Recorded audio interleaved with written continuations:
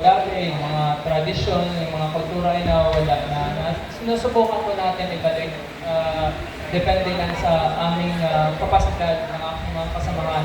Isa po dyan, if I can mention, nagkaroon na po tayo ng slow food community sa Boracay. Ang goal po nito ay to develop local food system and gastronomic identity of Boracay.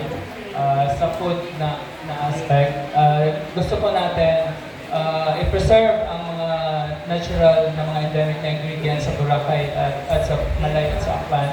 At para ma-showcase po natin yung ating mga dishes, mga pagkain na Aklanon.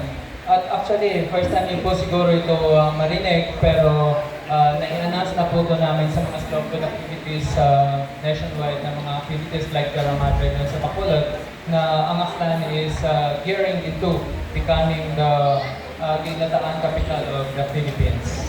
Alam ko may mag-argue po sa inyo, it's because there's Bicol. Bicol naman po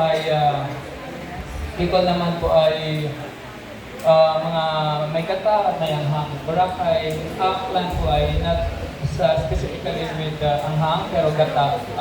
May basis po, may pinanggalingan po itong aming deklarasyon after po na nag-food mapping kami.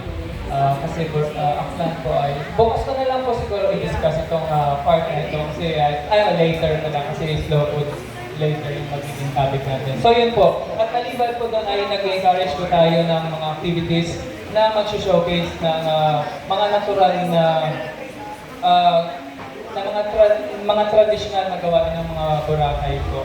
Like sa mga tours, the manner how we conduct tours, like the traditional way and the others.